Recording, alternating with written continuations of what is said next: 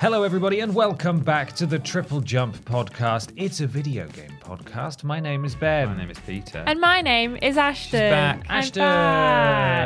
Hi, everyone. Good time. I had a lovely time. Yeah, it's really nice. I was in Rome for 1 week, and then I was sitting on my sofa with my boyfriend and my cats for a full week after that, and that was really nice. Sounds nice. Yeah. I wasn't sure where you... Well, it was 6 days because I got back Monday night, and then I left Sunday night. So, but it was nice. I ate lots of pasta, did lots of walking. Did you burn? I didn't burn. Excellent. No, I Well didn't done. get that much of a tan because even though it was 35 degrees, which was, I would say, too hot. Too hot. But it was kind of overcast and humid. Oh, yeah. So, but there was a couple of days that were really nice. So I do have some tan lines, but we didn't really sit in the sun. It was a lot of walking around, so didn't burn. But it was, yeah. I think we did like 20,000 steps a day, which I would say is too many steps. That's way too in a many. day. Too many steps in too hot weather. Yeah. But I discovered I really like those electric scooters that they kind of dot around. You know how we have them in Newcastle? Yeah. Well, in Rome, there's about 4 different companies that have like scooters all over the place. Okay. And we found one on like our first night, and we were scooting around outside the Vatican on our little electric scooters. That's what they're for. Doing donuts Yeah. outside the Vatican, and it was a lot of fun. Are you doing your sign of the cross? Yeah. Yeah. Of course. I think we spent like over €100 on scooters. Like, Wow. That's amazing. but it was great. I had a great I time. need to try one of these scooters. They are do pretty look fun. But I don't want to use them in Newcastle because it's all hills and wet, slippy floors. They do In look Rome, it's a lot of dangerous. cobbles, so Yeah. that was kind of I was Oh, being right. like vibrated around a lot. But I Excellent. got off the scooter, and my metal leg was still like reverberating from like the vibration. So I my was like, God. "What is wrong?" I was like, I couldn't walk properly for like a couple minutes after we got off, but Is that like when you Oh. it was quite fun though. go on like a ferry for a couple of hours Yeah. and then you get off and you still feel like you're on the ferry? Yeah. I'm really sensitive to that. Like I can Really? go if I go like rowing on a river. You know, you go to like a nice town for the day with your family, and they're like, "Oh, let's go on the boats." No, is that just me? No, I'm from Cambridge. We do punting. Yeah, punting. Classic, Yeah, don't if I go on like even just in a rowing boat, when I'm in bed that night, I feel like I'm bobbing around. Yeah, I like that sensation though. I don't find mind quite it. Yeah, pleasant. yeah, it's kind of nice. Yeah. It's like when you close your eyes and you just sort of feel like you're falling. I do I not like that. I like sensation. embracing that. Yeah, just I don't embrace mind the call it. of the void. I don't like it when it happens really suddenly when you're falling asleep and you go whoa like that. Oh yeah, no, that's not horrid, so. but I like know when what you you close mean. your eyes and it's like You just feel like you're tumbling. Oh Yeah. right, okay. I was Yeah. going to say Not that just like, that I'm one. gonna I was die. like, I don't like that one. No, I don't like being snapped awake because I think I'm going to die. I No. don't like that. No. No. Not I've my woken up favourite. swinging before. Like just about to punch someone. It's happened a couple of times. Yeah, I've hit the Wow. wall. I've hit the wall a couple of times. Jeez. It's really weird. While we were on holiday, I also saw, I call them dream ghosts. Shut up. Where Stop it. when I wake up What? in the middle of the night, I can see people in the room. That's sleep paralysis. Oh, I had that Yeah. once. Yeah. Dream ghost. Well, because it only happens when I'm not in my own, well, it doesn't only happen when I'm not in my bed. But there was one guy that was really Well, let's tall. save it. Save it for after dark. Okay, we'll save it for after dark. But I Yeah, saw if you some want dream to- ghosts while I was away. If you want to hear about the dream ghosts on next week's After Dark podcast, then go and support us That's a bit on mean of me. People are going to be like, "Oh, flipping Peter Austin, stop that patreon.com/team story." halfway through. TripleJump, an exclusive podcast at a certain tier. Part of the reason I Check it stopped out. that is because I've got my own dream ghost story, and I don't want us to do 2 dream ghost stories before we get. That this would be video game embarrassing. podcast. One of That's you would true. have to change. Yeah. And also, this is our video That's game what I mean, podcast. yeah. Yeah. We We need to promise get you, on. this is a podcast about video games. Each and every week, we're sponsored by a very real video game adjacent sponsor. Ashton, you do have the ad read there, but before you get to it, I just want to say at the top of the show that there will be no talk of Summer Game Fest this episode because we're recording ahead of the show, which is frustrating because exactly the same thing happened last week with that other one, State of Play. And obviously, you know, the podcast is going out before the Xbox showcase as well, so we won't be able to talk about that here. So next podcast, we'll be able to talk all about the not E3 announcements and stuff like that, just so Summer Games you're Fest aware. and Xbox. Yeah. Well, Ben, that was a lie. Because There will be mention. there of will Summer be Games mention Fest. of Summer Game Fest and E3. Right. Because as we know, E3 is not happening this year. No. So Jeff Keighley's really lovingly taken on the baton of just being the daddy of gaming. So, of course, he was like, well, how do I get people to know that this is still happening when E3 isn't? So he's legally changed his name.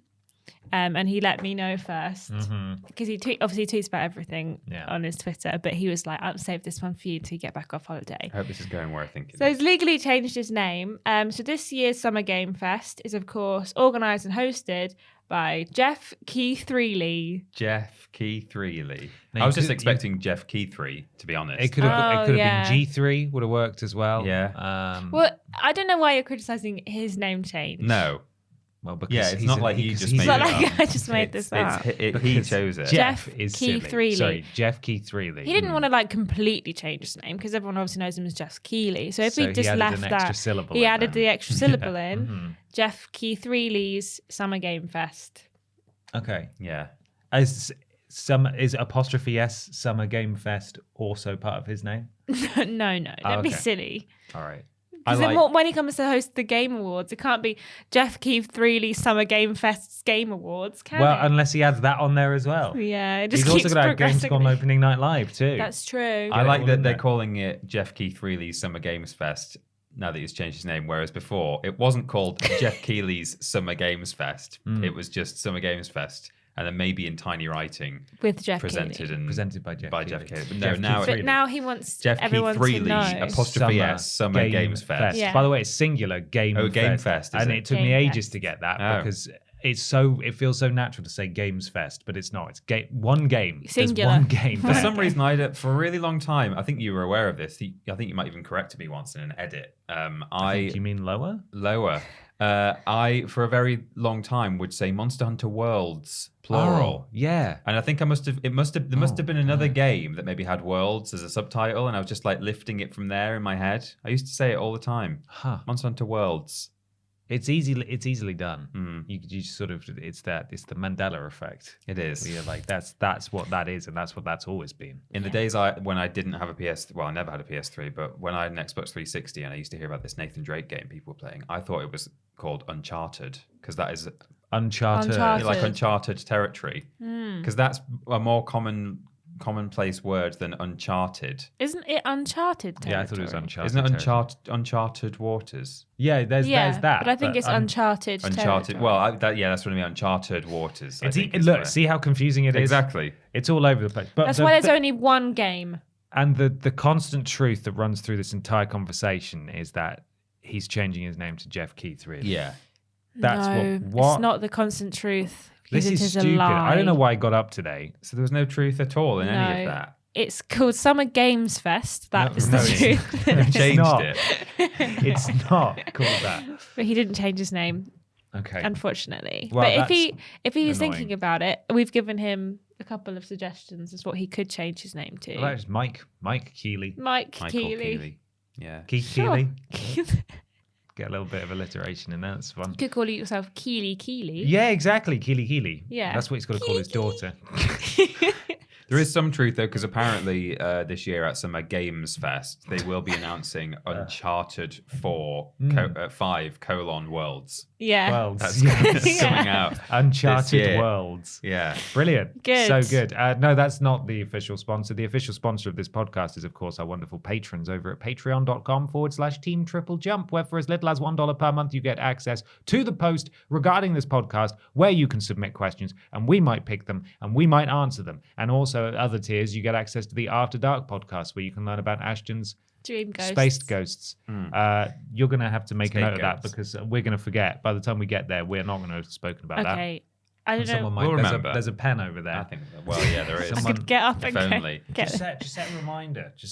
Okay. Remind me in 1 hour that Ashton needs to talk about her spook friends. I mean, you might get that reminder mid or Podcast. towards the end of Her this podcast. spooked friends. Well, that's fine. I'll look at my phone. Okay. Okay. It won't make a loud. You need to talk about spook friends. No, it won't. It won't. That's It's a on shame. silent, so it won't even vibrate. It'll just like beep. It'll do that silently. We've got to do something now, haven't we? Probably one of those questions. I would Probably have the thought. first 10 one, I minutes reckon. into the podcast. This is from Chris Law, who says, "Hey, Bappy, My Lil Jump is 6 and loves video games. We played so much Humans Fall Flat, which incidentally is actually called Human Fall Flat. Yes, That's actually true. true. And I need something else to co-op with him, but I found most games aren't super kid-friendly. Do you think there's been a 180 shift from games becoming a kids' entertainment source to a primarily adult form of such? P.S. Any game suggestions are welcome. Thanks for all, Claw. Chris Law. Thank you, Chris Law. Thank you, Claw. It's funny that, isn't it? Because when we were younger, it was very much the stereotype. I mean, if it was ever like presented on the news or depicted in TV or film, it would be that it's this sort of nerdy, awkward teenager hobby. Whereas now maybe there is a bit more of a shift towards an adult audience. Yeah, because those people that think that way are dying. Yes, I think that could be it. And also the people who were teenagers in that time are now adults. Still playing games. Who are still playing games and have probably spawned other humans by this point. Such as Chris Law. Other humans, yeah. Well, I slightly misread. It doesn't really make a difference. I slightly misread this and thought it said any PS game suggestions are welcome, but it says PS. PS. Any game suggestions. So mine are all PlayStation focused, but that's fine. Okay. Sackboy's Big Adventure. No, that's called Sackboy Big Adventure. Sackboy, Our Big Adventure. Will we ever get anything right today? Sackboy's World. I'm going to start adding S's onto things just for funsies. Ashton's. Sackboy, A Big Adventure. I had a lot of fun playing with Ben Potter, and I think it can be a bit tricky, that game. Yeah, it's a bit brutal in places, but a lot of the stuff is optional. Yeah. You don't have to do all the challenge things. And at least if one of you is good, you can sort of carry the team through. So if one of you isn't a 6-year-old. Yeah, exactly. So I think your Lil Jump will still have fun in that game. And it's got Rules Boss in it as well. got Kids Rules love Boss. Rules Boss. Yeah. They do. It's our highest testing among the kid demo. Yeah. Also Rules a co-op game with an almost Rules Boss character in it that may not actually be as kid appropriate as I would like it to be. It Takes Two. That's absolutely not appropriate for your 6-year-old. It's not appropriate. No. When, In places. When the elephant gets killed. Yeah. Yeah, there's elephant murder and some light swearing and some a great deal of marital strife. Yeah, and sad children. But gameplay. So I did put a big question mark next to this. I know that it's not really 6-year-old friendly, but gameplay-wise, it's super fun. It is really. It's a very fun game. So it's a shame that it's probably not ideal for your 6-year-old, but maybe one to just keep in mind for when they're 10. One for the dads. Yeah. Yeah, perhaps. And mums. And No, mums. Mums aren't allowed. No, that's the whole point of the game, is that the dad and mum won't play together. It's either just for mums or just for dads. Right. They can't share it. Yeah, of Not course. allowed. Kids like Minecraft. love Kids Minecraft. love Minecraft. They do. You can play that split screen on console, or you can play on PC if you've got a laptop or something and a PC. Your child will definitely enjoy that if they're not already big into Minecraft. And you can have it on peaceful mode and make it a lot more safe and secure for your child. And then a game that I've not actually played but would love to play and I've been meaning to play for a long time is Unravel 2, which looks lovely.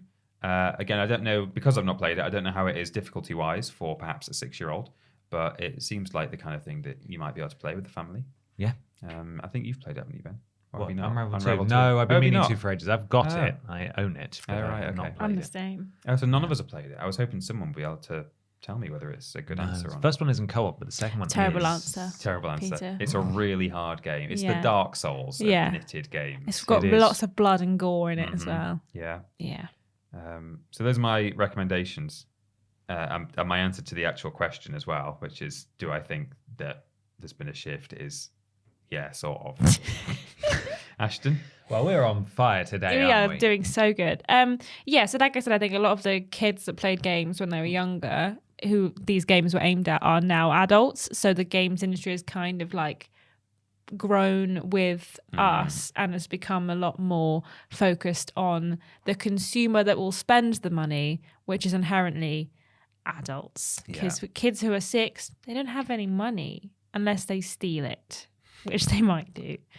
But I think that like there is still games out there that are made for kids, but a lot of them are made for kids in a way that like you can't really play them as an adult without feeling like this is trash. Like it's a kid's game in the sense that you have to be below the age of 10 to enjoy it. Or it's a game that is not for kids is kind of like the two segments. There is obviously some overlap in terms of quite a lot of like Nintendo games are very wholesome. A lot of the ones I have come to suggest are like Nintendo games because a lot of them are very wholesome and designed to play with other people. Well, not all of them, but a bunch of them. So there's definitely like room for these games in a lot of places, but I do think they are harder to come by. I think most, like we've discussed quite a lot, is that couch co-op games are very hard to come by nowadays, especially good ones. So it's not, I don't think it's inherently because they're like moving away from being a kids entertainment source. I just think there's a big divide between if it's a kids game and if it's a game for adults. And I think kids games don't sell very well because a lot of people would rather not play a game that's designed for kids. But there's still some out there. You just got to hunt for them. In terms of games I would suggest, depending on how much you like kind of turn-based games, Mario vs. Rabbids on Nintendo Switch has a co-op mode and a versus mode. And I have been playing a lot of that, which I'll talk about in a bit. And I've been really enjoying the co-op mode in that. So maybe that's a suggestion. Also, Super Mario 3D World is 4-player. On Nintendo Switch, and if you like Mario games, it's a bit challenging in places, and me and my boyfriend struggled through it in some places because it's quite difficult, but it's still pretty fun and colourful, and kids like things that are colourful and fun, and you can play as Toad, and you can make him into a little cat, and that's kind of cute. So a cat Toad. Yeah. And also like a lot of the Lego games are pretty easy to pick up. Lego Star Wars I think it's less kid friendly than a lot of the other Lego games, things like Lego Harry Potter and Lego Marvel superheroes are pretty good at picking up. Like they're pretty easy to pick up, and you can like do most of the legwork while a kid can like smash up everything that they can in Lego. So it's like one of those ones where you as an adult could probably enjoy it, but also your little jump would also have fun, I reckon. But those are just a few suggestions, but we've definitely suggested like couch co-op games before, but for kids I think those ones probably would work quite well. A Way Out, yeah. Yes, it's perfect for kids. Ideal. I'd say that there are, in regards to the question about there being fewer, I mean less, games for kids these days, I'd say that there are certainly more games catering to a mature audience than there ever has been because of what you guys have spoken about with the games industry sort of maturing itself as the years have gone by. And mature games in the 90s were largely just blood and boobs. Yeah. And that was it. Whereas now we're telling complex narratives with characters that have personalities and hopes and ambitions. But I prefer my games to have boobs and blood. Well, you can still have those. And no emotion. You can still have those. They're on Steam. They are. And you can also still have any kid game you want. Kid games are released every single week. They are by the wheelbarrow load, just dumped onto digital storefronts everywhere you could possibly look for them. Any sort of princess unicorn game you can imagine, if you Google it, or if you search for it on your relevant storefront, there's probably like 12 of them. Just be careful it's not like a secret sexy game. That's unlikely on PlayStation or any of the consoles, but on Steam, that could happen. Make sure you check the ratings. Point is, while it certainly seemed like there used to be more kids games than there are now. I think it's just because the quality has gone down. There are still loads of kid games, not necessarily ones that Chris will enjoy playing with his little jump, but they do still exist, and there are a lot of them. There's all sorts of like weird kart races starring kid YouTubers and stuff like that. There's tons of stuff, but it's just not given the spotlight because it's crap. And it doesn't deserve it because there's more exciting things. And honestly, which 6-year-old is reading, VGC.com, for example, or IGN? So they're not going to talk about the latest unicorn game or whatever it is that the kids want to play. However, there are still some good games that have had the spotlight shone on them that you would probably enjoy playing with your child. If you enjoyed humans fall flat, there's also Gang Beasts, or Gang Beast, which is also essentially exactly the same game. So maybe consider giving that a go. We've already talked about Minecraft, the Lego games. Golf with your friends is a fairly simple one if your child is able to understand how that works. And maybe have a look at some of the Telltale games as well, not the mature ones, obviously. The Walking Dead is a must, as is The Wolf Among Us. But perhaps give the Minecraft Telltale series a go. It's really low stakes and crap, but it'll appeal to kids. And I think it's even been ported to Netflix. So you can probably play it through Netflix. But I imagine that would be quite cheap on various digital storefronts as well. So maybe look into that. As an idea. Sort of could be like a bedtime kind of game. Let's play a chapter of the terrible Minecraft Telltale game together. Or something similar. But there's loads of stuff out there, good and bad, but mostly bad. So I think you're right, Ashton, as well, that maybe there was perhaps more of an overlap when we were younger. Or I guess maybe there was just a more limited selection of games. So adults were playing Croc, but nowadays adults would not play Croc kind of thing, like on PS1. So yeah. And the studios that made those games that were really good then are still really good now. Yeah. But they're just making games not like that. And even things like A Hat in Time and Ukulele, which are almost reinventions of the kind of games that we played when we were kids. They weren't really aimed at kids, those games. They were sort of aimed at adults who played those games as kids. Truly games that were like the games we played in the 90s don't really exist now in that they're not really as approachable for children as perhaps they used to be because they were simpler. So yeah, those kinds of games just don't really exist. No, they had to kind of appeal to both crowds back then, and nowadays that's not the case. So it's a nostalgia trip as much as anything else.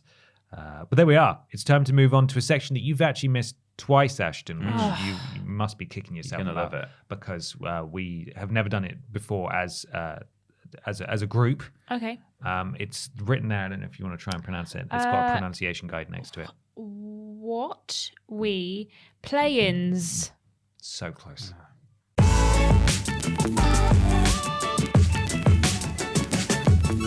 It's time for What We Playin. Peter, what have you been playing? Talking of games that have come out recently, desperately trying to recapture stuff from the late 90s, early noughties. I've been playing KO the Kangaroo. Okay. Oh, I thought it was Cow. A lot of people think it's Cow. It's KO because he has boxing gloves because, kangaroos punch people and he knocks you out. KO. KO. So is the A, it's an A sound, not an A? It's spelled silly. Yeah. Yeah, they probably should have just put a Y in it. KAYO maybe or something like that. Cow. So many people think it's Cow, but it's KO. Yeah. Okay. Even the PR email that I got way back when they were first sort of sending it out to all the outlets, they'd put a pun in like the first sentence, and the pun would only work if you said KO instead of cow. A very sort of subtle way of saying. I think it was their way of saying this is how it's pronounced. Yeah. But oh man, I'm really mad at that game. For letting itself down. Because I wasn't like super excited for this. I knew that so it's not like from a AAA, it's not like a big, it's not going to be one of the blockbusters of the year. It never was going to be that. It's essentially from an indie studio in the sense that it's developed and published by the same company. It's published by the developer. And it goes back to 2000 was the first KO game. I don't know if you know this, Ashton. It was on Dreamcast and PC. No. So some people think this is like a whole new IP, but it's not. It goes back years. But I was still looking forward to it in the sense that I liked that genre, and I thought, this might be something, and maybe they've really pulled out the bag this time. But they have really just let themselves down in a couple of places. It's really lacking polish. So you can, if you use the camera controls, you can get the camera to just go through lots of walls. Good. Your character doesn't tend to fall through walls or anything. I've got stuck a couple of times. Doesn't tend to. Well, I've not fallen through any walls, I should say, but I've got stuck twice and had to restart the level, just kind of jammed in. And I can do all my animations, but he's just not moving from where he is. Great. And the worst thing is the voice acting. It's absolutely dire.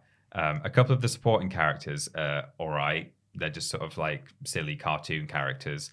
But the protagonist is like... It's like if Miles Morales from the Miles Morales video game was doing an impression of Christopher Walken. It's really weird. It's like this teenage boy going like, wow, I must go and find the runes. That's basically how he sounds. I mean, that's a bit of an exaggeration. Oh, that's weird. Yeah. Is he Australian? No, he's not. He's American. Oh, okay. Even though he lives in basically Australia. It's right. Something like Hullabaloo Island. It's not Hullabaloo. It's like something like that. What was Dinger? Yeah. Jazzwazzers. Yeah. Sure. But you meet like other kangaroos. There's a koala. I'm trying to think if there are any other inherently Australian animals. But yeah, you're basically seemingly in Australia, but he's American. Everyone's American. It's a Polish studio. And the script has, in some places, looks like it's had a slight translation error. There's never anything like really bad, like when Japanese games get translated and it just makes no sense at all. But there's just sort of strange word order and stuff. But it looks really nice. If you just like, I was saying this in either in my Quipscope or my stream or both, that if you just kind of took a still from the game of KO like jumping in this nice like lush valley or whatever, platforming, it looks really good. It's kind of almost up there with Crash 4 or, just shy of that, especially considering the smaller budget. And the music is fantastic. But then you just have this like stupid character who talks like some kind of joke. And then it just is lacking all this polish. So you're getting stuck.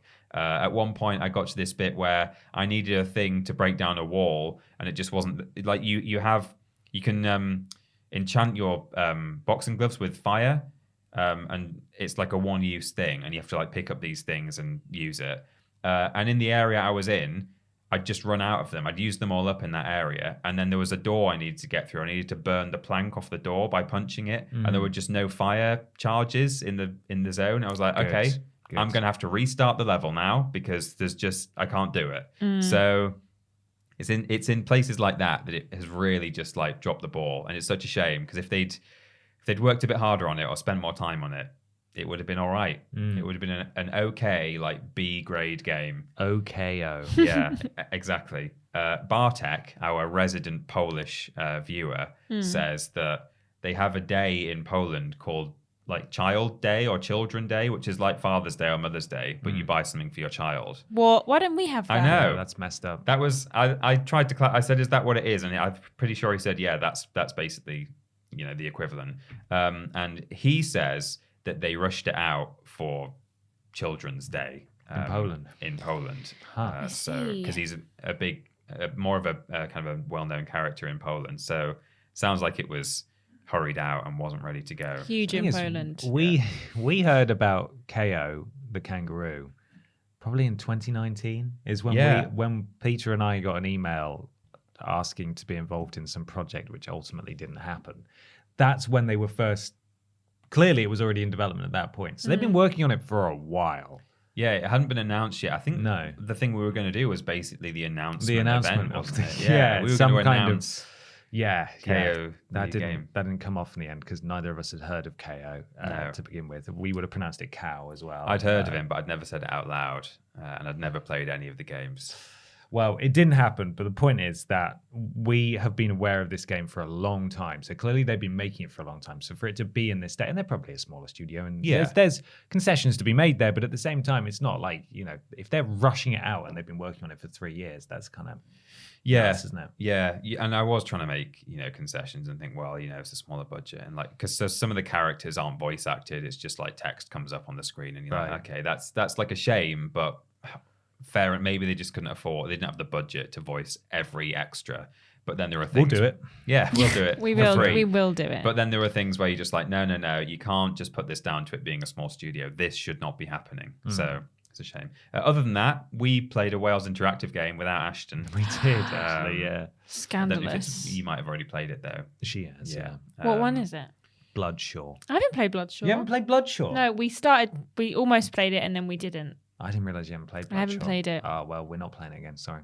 Okay. I don't know why they call it Bloodshore because the whole thing is it's like an event that's being streamed. Yeah. It should be called Bloodstream because that's clever. Yeah. It's like a battle royale, basically. That is clever. That's a better name.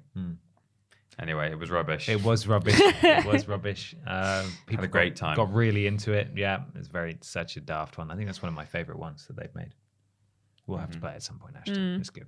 I liked the continuity era where they filmed an internal bit inside like a warehouse. They opened the door and it was raining outside. And you guys didn't notice. It was like a really fleeting, it was like bright light coming in. You could barely see the rain. I was like, it's raining. I bet when they go outside, it's not raining. And it wasn't. They went outside, it was not rubbish. Raining. 4 out of 10. Yeah. Terrible. Ashton, what have you been playing? I've been playing quite a lot considering I was on holiday for a week. We took the Switch with us on holiday to play on the plane and stuff. And so we played Mario vs. Rabbids, and I'd played like 1 or 2 of the co-op levels before, but I started the single player campaign and I got really into it. And there was a couple of days last week where MB was at work whilst I was in the house and the cats were out. So I just put Stranger Things on TV. They were outside. They were just out. The cats had gone out. They were out. They were at work. So I was watching NCIS and Stranger Things, and I played 3 worlds of Mario vs. Rabbids. I played a lot of it. I caught up with Ben, who's been playing it for months. Wow. And I played quite a lot of that, and I was really enjoying it. And I'm really upset that he's got the Switch in Leicester, and I don't have it here, so I can't keep playing it, but it's fine. I'm not bothered. You have to play XCOM instead. Yeah. He's going to beat you now. He is. Also, we played Lego Star Wars and finished the final movie and have finally, for the second time, hit the halfway mark collecting all of the bricks because, and you'll be pleased to know this, they added a bunch more bricks to the game. I didn't know this. Yeah, they did an update and they added I think it's 80 or 100 more bricks. Too many. I would have been happier if they removed 80 yes, bricks. well, that's what I mean. I was 80 max in the game to begin with. Yeah. Would probably be more manageable. I was like, what does this game need? More bricks. More stuff to do. There's a lot about the game that I like, but there's lots about it that also annoys me. We both agreed that we may not finish the game 100%. Oh my God. I have not left a Lego game unfinished since I've been playing them. But I don't think I'm going to be able to finish this one. The side quests are just garbled and confusing, and it doesn't tell you. It tells you where you pick them up, but if they want you to go to a different area, it doesn't tell you that in the quest log. You have to figure that one out from reading the quest, and there's just an obscene amount of everything. There's too much of everything. There's all these capital ships that you have to get that will randomly spawn, I think, if you are in an area for long enough and do the space battles.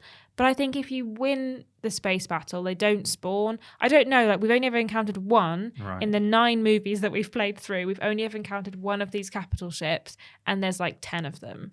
So I don't know how we get the rest of them to spawn, but we haven't got most of them.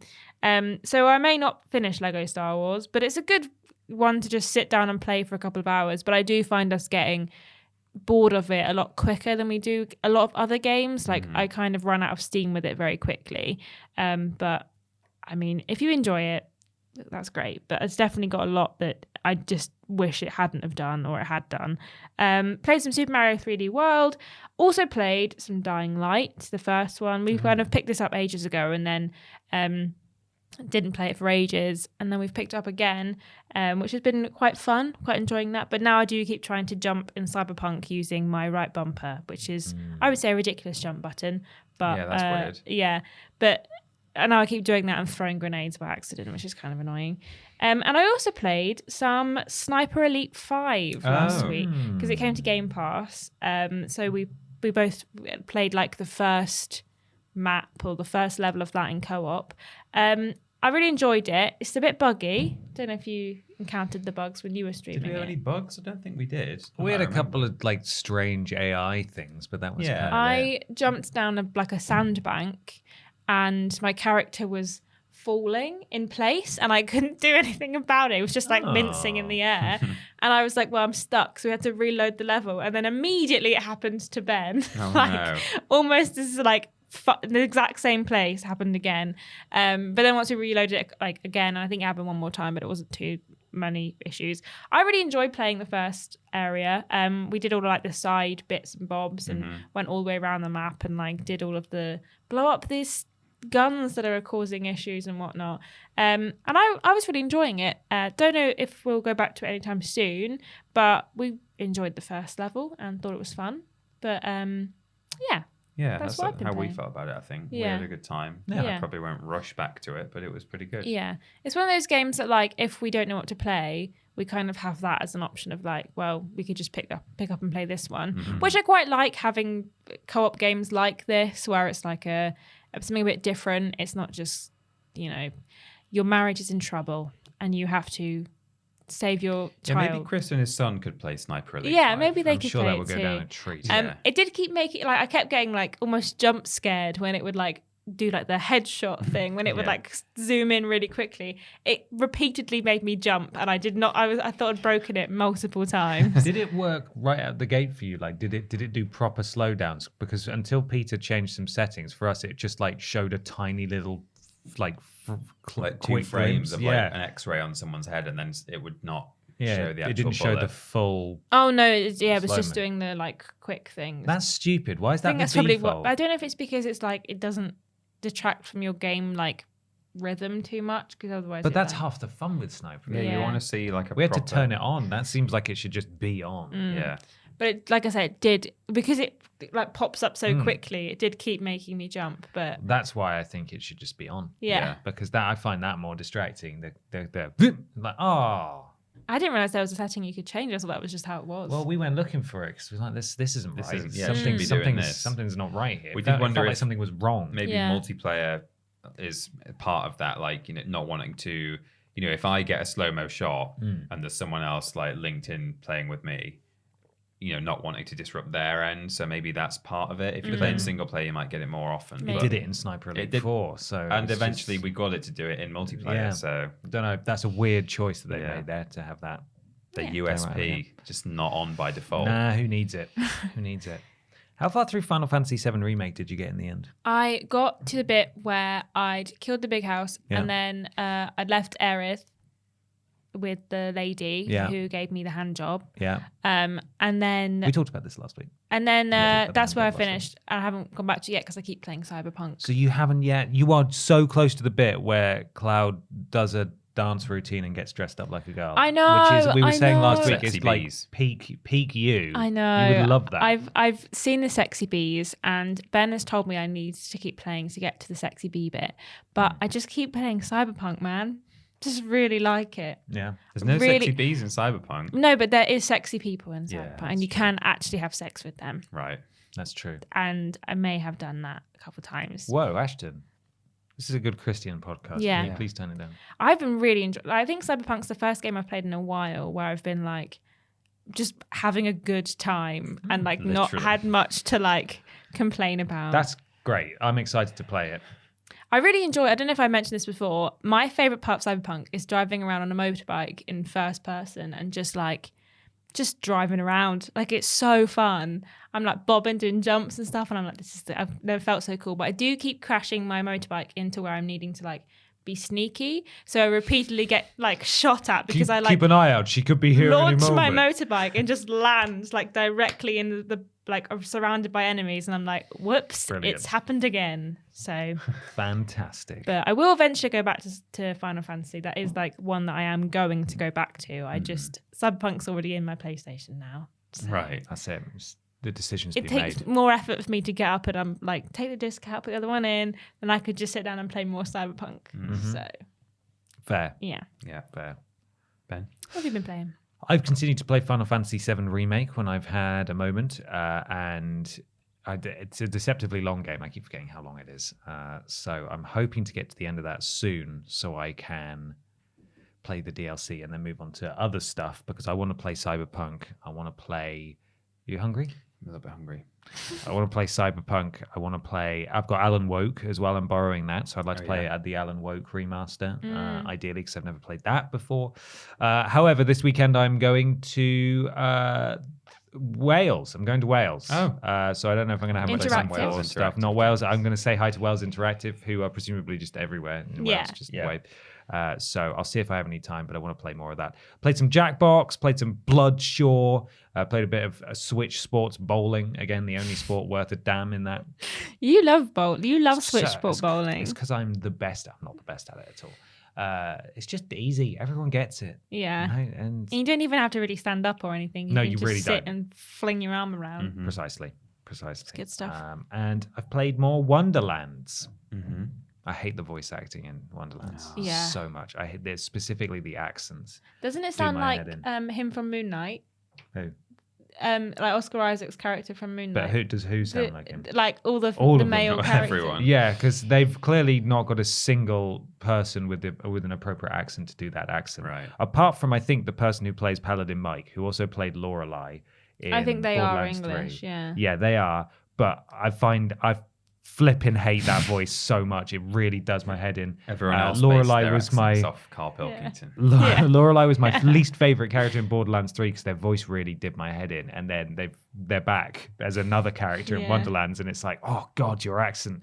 And then there's the Scottish person who is absolutely not Scottish at all. Who's a Scottish person? It's the blacksmith who's also the voice of one of the vending machines as well. Yeah. And it's just the worst Scottish accent I've ever heard. It is quite bad. And then every other person who isn't doing sort of a wizard voice, which it seems everyone can do to some sort of standard, is just like, oh my god, you couldn't just find one guy. I rationalised it in that it's technically Tiny Tina. I know it's Tina doing the voice, but it is still very jarring. To rationalise it further, it's me playing the game, and I don't like it. So can you come on?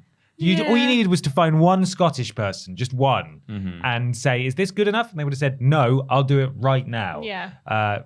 Rubbish. But on the whole, it's reskinned Borderlands, as I've said before. Where are you up to in it? I'm level 27. Okay. I am in the Skellington place, the sort of like the... There's a lot of skeleton places. Okay, right. I appreciate that doesn't narrow it down. I'm in the sort of pirate Skellington bit. Right, yeah. So that's where I am. I am enjoying it on the whole, but they talk all the time. They talk all the time. And it is kind of annoying, but I miss so much because I'm like just trying to do something like in a battle, and they're like having a full conversation. You pick up a poem, and then it starts reading the poem out loud. And then you pick up something else, and the poem stops, and you're like, "Oh, for God's sake! Oh, you're near a marble. What are you talking about? What are you talking about? Find my marble. Find it." Yeah, there's constant. It's constant, and usually that doesn't bother me so much. I really like that in Guardians of the Galaxy, and I wasn't bothered too much about hanging around and waiting for them to finish talking before I moved on, because I found that what they were saying was genuinely amusing and like enjoyable. Whereas this is just like dated Vine references all the time, and they start singing sea shanties, which were obviously really popular 2 years ago, and it's like, for God's sake, like it's a lot of that in come on as well. He said like it's clobbering time at one point, which is the thing, isn't it? That is the thing. And he said something about TikTok. I mean, that's current at least, but that was a bit cringe. If you went, it's Morbin time. Maybe. Well, yeah, it is Morbin time. Correct. It tries really hard, and I think mechanically the game is great. Like, I've got no real problems. I haven't had any real bugs. Obviously, when we streamed it, I had all sorts of issues as player 2. I was being like shot up into the sky and falling through the map and stuff. Not so many issues now, thankfully. But there's a lot of it, and I'm chipping away at it in co-op. But man, I think they need to refine the format. I think they went way too far, because Borderlands 3 didn't have enough amusing stuff in it, and I think they've gone way too far this time, where it's just non-stop. That it's a co-op game as well. So if you're playing with someone else and you're talking to them, or like you're having a conversation, there's like constantly talking. And I feel like I'm missing a lot, even when like we're not necessarily constantly talking. I still feel like, because there's two of us playing, like a lot is happening all at once, and there's no kind of like, it doesn't just resume the conversation after like you found something. Like the conversation's just done. Yeah, like absolutely. it's done. You've missed it. I like it. I'm a berserker, and now I'm a clawbringer as well. So I've got a big axe where I spin around. I'm a clawbringer, and I really like that. I really like the clawbringer class. has a little dragon friend that you can rename that flies around with you. So that's pretty cool. I feel kind of invincible and untouchable. I do find that the class like skill points that you can put into. Yeah. I think the class's skill points are a lot less interesting than they were in other Borderlands games. Like I would really so I'm a Clawbringer and Spore Warden, and right now, like you say, I feel invincible. Like I feel like no one can touch me and I barely die. But I wish that I could put more points into Spore Warden that kind of felt like it did stuff. Like you don't plus really 5% to fire damage. Yeah, but there's things like companion damage and stuff, but it's like other ones are like gun damage or just like reload speed, and I'm kind of like, well, that's fine. I wouldn't mind a couple of those in each skill tree if I wanted to put them in. But why is there nothing to do with like poison damage, or why is it not things like spawn more mushroom companions or something? Because do you remember in 3, I don't know if you ever played as the Beastmaster. Flak, yeah. No, I you didn't. could like upgrade your like companion, so you could pick whether it did like lightning damage or if it like would run towards the enemy or stuff. Whereas this is just like, here's the mushroom.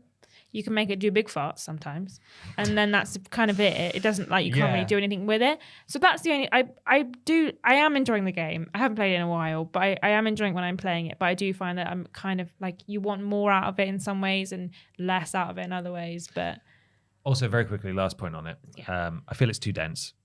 It does the same thing that I didn't enjoy about Borderlands 3, which instead of having more areas, but they're smaller with some side quests in them, you just go into an area and you look at the map and it is absolutely flipping massive. It is and massive. It's like, oh my God. And there's side quests dotted around all over the place, and it's just like, please. I just want to, because you don't have to do them. They're side quests. Yeah. But at the same time, I'm fed up of walking into an area and it just being so insanely huge that I just want to turn around and walk out again. I'm a bit sick of that in games in general, to be honest. That has put me off a lot of recent games. I've played a bit of Borderlands 1 recently, and there's a side area in that you walk in, and I can picture it exactly. It almost feels so self-contained, like a classic Spyro level or something like that. And I can picture exactly where it is. There's a little cave system that curves around. There's a little bit elevated bit, and then there's a boss around here. It's great. Everything's exactly where it needs to be. Yeah. It's so concise. And then you go to Borderlands 3, and it's just you go to the flipping Leaf Planet, and it's massive, and it's just so overwhelming. At least they have vehicles in Borderlands 3. That's true, and it has like little side areas that themselves are massive. It'd be like a Spyro level that just went on and on and on. It's like just you could have condensed this into several smaller cool levels, instead of making one. But anyway, I do like it. I don't think I am as frustrated by it as you seem to be, but I just wanted a lot from it, I think. Right. I had no expectations, and all I'd heard for weeks was that you were annoyed by stuff. And there are things in here that really annoy me, but I do on the whole like it, and I will finish it. Will I get the platinum? I don't know, but we will see. Yes, you will. We'll see where We'll see where I stand when I get to the. I've got no time. You've been platinuming Wales Interactive games. Yeah. You'll platinum this game. At some point, you will platinum this game. Maybe. We're all pretending. You don't know why you're pretending. We'll circle back. Well, I'm so busy. We'll circle back to okay. Peter, it's your turn to talk at great length about a game that you're going to be really interested in. So I have a question too. This comes from Christopher Ridge, the second Christopher of the podcast. So there we have it. The Resi 4 remake is happening. What sort of things are you looking forward to about it? And is there anything in the original game that you hope doesn't actually make it into the remake? Are the QTEs a relic of the past or a defining characteristic of the original game? Cheers, y'all. Thank you, y'all. Thank you. Thank you, y'all. I think QTEs are like a bit over-criticized. I'm not saying that QTEs should still be around and they should remain a staple of gaming. But equally, I don't think they're as bad as people make out. Like, I liked them in Spider-Man. Spider-Man got a lot of flack for it, and it was like, well, it's just, would you rather watch a cutscene? Yeah. Because how else are you meant to do that?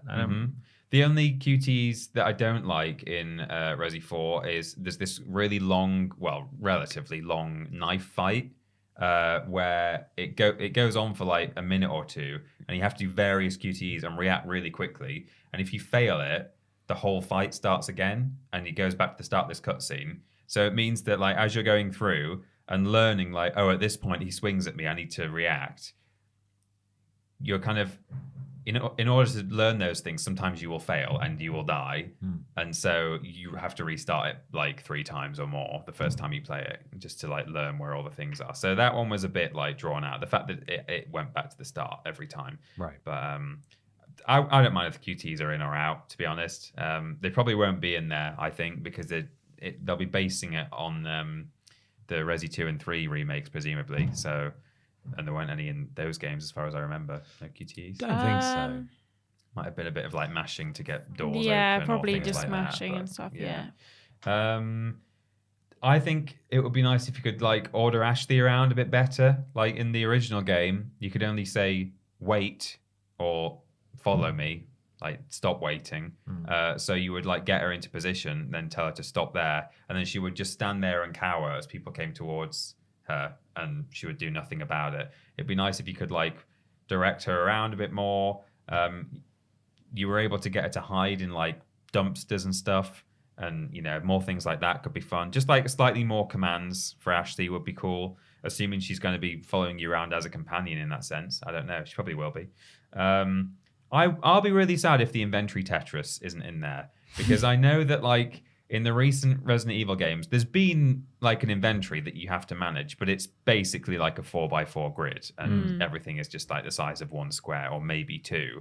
Whereas in Resi 4, it was like a much more, there were lots of like little squares, but then like guns would take up like, you know, 4x8 or whatever. And it was a bit more fun, I thought, like moving things around and rotating and stuff like that. I really liked the inventory Tetris. I hope that stays, and that it's not just going to be like the new like RE engine backpack stuff. Yeah. What else have I got? The island was a bit much for me. So the game is basically separated into 3 acts. Okay. You're in the spooky village for the first act. You're in the spooky castle for the second act. Okay. It's probably a bit bigger than the other 2 bits. And then the third bit, you go to an island, and then everything gets a bit... A island, indeed. And then, like... So you have different enemies in each one. So the village is like farmers. The castle is weird religious people in cloaks who are spooky. And then when you get to the island, they're kind of like... The Dyland. They're sort of... And Hawaiian skirts and... no, if and only. If only. They're sort Sounds of amazing. semi, like, militaristic. They've got, like, chain guns, and they're wearing bandoliers and bandanas and stuff. Oh, sort of like revolutionary kind of... Well, kind of, yeah, except they're all, like, crazy zombie people with parasites. Okay. And so it's a bit like, okay, this kind of... That's where, you know, people talk about how that was the game where the action really stepped up. And although there's action throughout the game, in the first 2 acts as well, when you get to the third area... You're like having gunfights with the zombies almost, and it's like, okay, this is, you know, I'd prefer if they toned that down a bit and made it still more kind of sinister rather than like outright. Here's an actual army with tasers coming at you, because that's what it's like. So it'd be good if they pared that back a bit, made it a bit more spooky. But have you played Ashton? I haven't. I've watched my boyfriend play it like next to me, but I haven't played it. Because I wanted to play Resident Evil 3 Remake beforehand, but I haven't got around to playing that one yet. Because I played 2, did both the stories in that, and then I played 7, and then I played 8, and then I was going to play 3, and then 4. You need to play 6. That's the best. I was going to play 5 and 6 as well, but yeah, I haven't played 4 yet. But I've watched Ben play it. But you would have so much fun in 6 and co-op with Ben. Yeah, I think so too. It's so ridiculous. Yeah, it's definitely one of those ones that we have on our list, but we've just like not got around to yet. But I've played 2, and I hope it's still third person. I hope they still carry it on with how it was in like the original. I have actually played some of it in VR. Oh yeah. I've played like some of the village bit in VR. So I mean, it does work in first person in a lot of ways, but I hope it's still third person. But I don't mind a few QTEs here and there. Like you say, I don't really mind that much. No. Especially in like boss fights and stuff. Like you say, it kind of gives it a bit of like dynamic, different fighting styles, because you can't just shoot them the same way you can shoot like a farmer in a village. You have to put a bit more effort into a boss fight. So I don't mind like the odd QTE like in Spider-Man and stuff. But yeah, I don't really know what I want in the Resi 4 remake because I haven't played the original. But I'm quite excited for it anyway. Like I'm gonna play it now when it comes out. Hopefully I'll play 3 before that one. But I do like the inventory Tetris. I have watched my boyfriend be like trying to like put a herb in and just kind of like moving things around, and I'm like, what are you doing? Why can't you just not like press sort in it or like do it for you? And he's like, no, I have to do it all myself. So I like having little sections, like my he's the healing same. items down here, my guns are in a row, The ammo's down in the corner. Yeah, it's nice. Yeah, you can even flip stuff upside down so that all the ammo boxes have a label on the front with like the manufacturer, but if you turn the box upside down, it's just the underside and it's just a color, so you can have like just rows of like red squares if that's what you want. It's like, why is that an option? Why can you rotate your ammo boxes? It's weird. So we need that. Yeah, for if sure. you wouldn't mind. But yeah, I don't priority. really know what I want, but I'm excited for it anyway. Yeah. Benjamin? I've really enjoyed all of the remakes so far, including Resi 1 remake off of the GameCube that got PlayStation 4 and Xbox port a while ago, probably Switch as well. So I am excited for this one. I tried Resi 4 last year, talked about it on the podcast, but I gave up shortly after starting it, mainly because I knew... Hello? I thought it was pretty clear that there was going to be a Resi 4 remake coming at some point. And also just the controls are very clunky. And I don't think they've aged very well for a newcomer like me. It was very off-putting. And so that is literally the only thing that I am 100% certain they will change. But I'm 100. Sorry, this is the only thing that I really do want to be different from the original, because as far as I'm aware, the story and the characters are great and it's super intriguing and quite spooky, and obviously it's very action focused. I don't know if they'll tone down the action and lean more in the direction of survival horror, but if they change up any of the stuff like they did with the previous games, that's going to be completely lost on me, so I don't really mind if they do that. I just want it to be modernized control wise. That's my main want and desire from this remake, and I think that it's almost certain that I'm going to get that. So I'm really looking forward to finally experiencing this game. This is not having to fight against it. This is the first Resident Evil remake game where I'm going to really notice like anything that's changed. There were a few things in Resi 2 I was aware of. Like I was like, oh, this is where the liquor should be, and there's a corpse there, but there's not a liquor, and you're like, okay, where have they put the liquor? I will notice a lot of things here, I think, if they've changed, depending on how much they change. So hopefully I'm okay with all that. We've been, ignorance is bliss when it comes to Resi 2 and 3 that we weren't that familiar with. Hopefully I'm not going to be one of those people who was cross with things that were switched up in those remakes. I don't think I will be. I'm really looking forward to this. It's one of my favorite games of all time, and I think one of the best games of all time, quality-wise.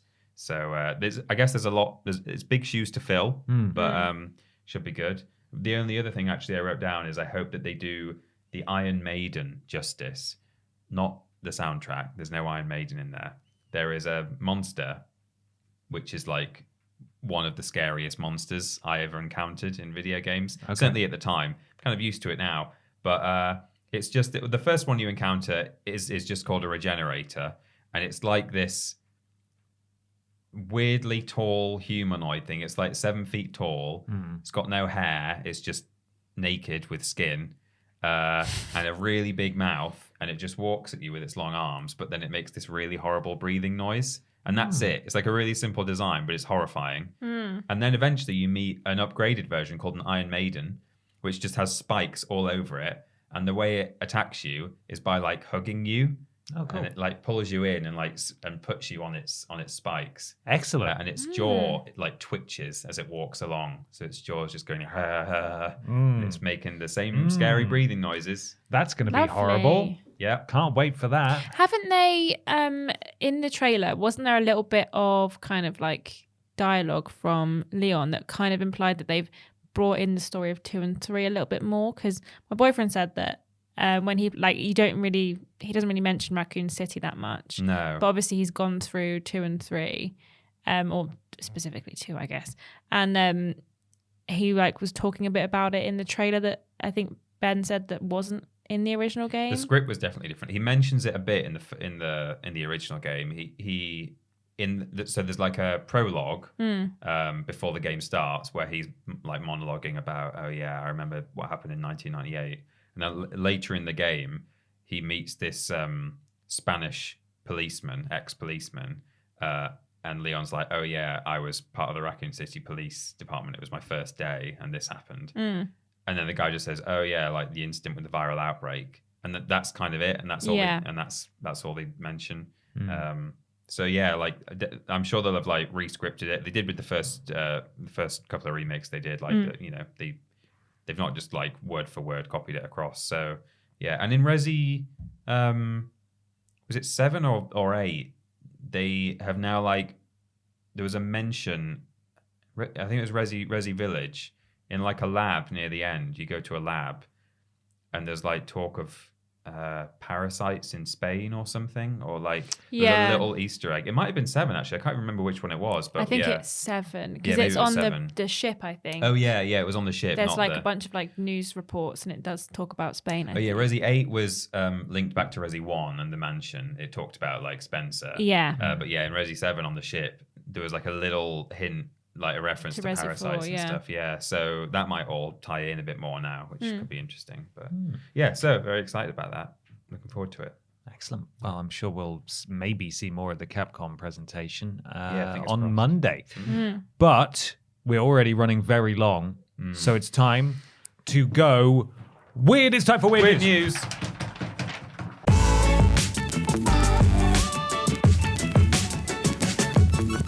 It's weird news time for some weird video game news. Remember, you can submit your weird video game news to us on Facebook and Twitter. We post about it midweek. Keep an eye out for the post. Let us know what you find. Weird news is brought to us all by our wonderful podcast producers. If you'd like to become one, go to patreon.com/Team TripleJump and support us at the appropriate tier. Peter, who we got? We've got Nathan, Josh Plain, GY Goliath, Sean Legg, Corey Duffield, Janet Wicks, Ellie Nicholas, Erica Hutchinson, Melody Elbonnet, Katie Garrett, Gabrielle Philippink, and Shane Studer. Thank you Thanks. very much, Thank podcast you, producers. everyone. We appreciate you. Peter, Yep. what's your weird news? Got some weird news that was sent to us on both Twitter and Facebook.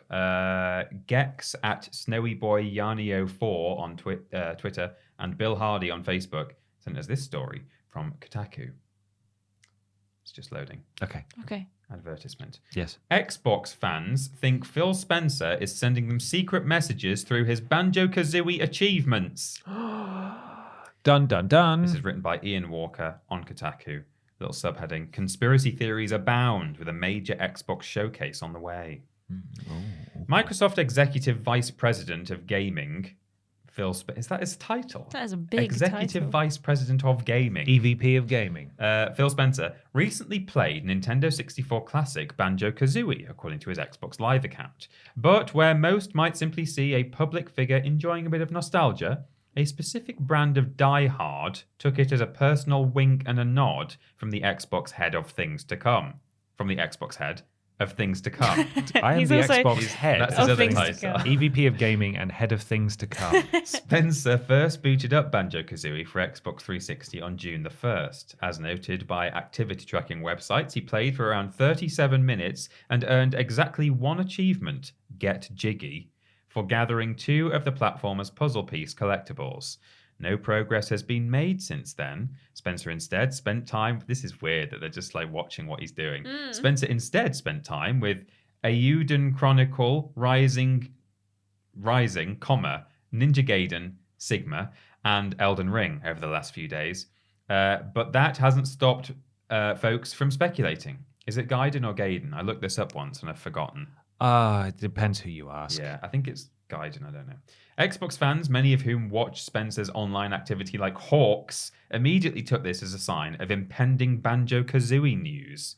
Hopes ranged from a Banjo-Redooey remake, great name by the way, it says in parentheses. That's pretty good, Banjo-Redooey, to a Banjo 3 sequel.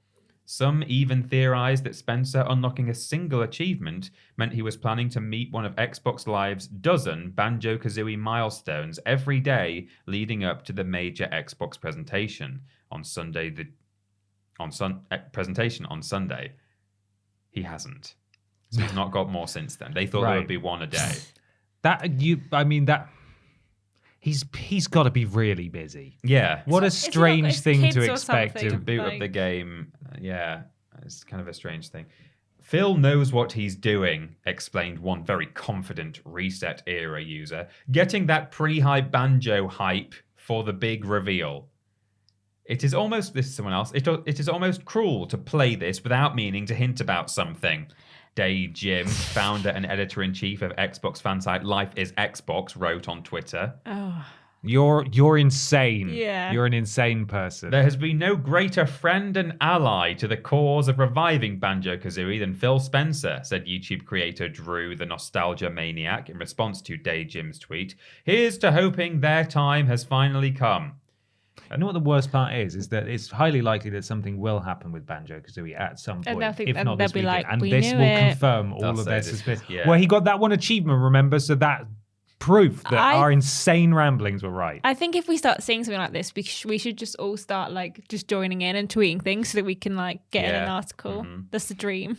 As loath as I am to give this is the article writer now. As loath as I am to give this tenuous conspiracy theory the benefit of the doubt, it very much feels like the woman who thought Russian President Vladimir Putin was speaking to her through his ties.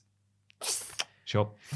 There is precedent for these kinds of shenanigans. Spencer notably wore a Battletoads shirt, for example, during a Windows 10 event as a tease for the Rare Replay compilation announced at E3 2015, 5 months later.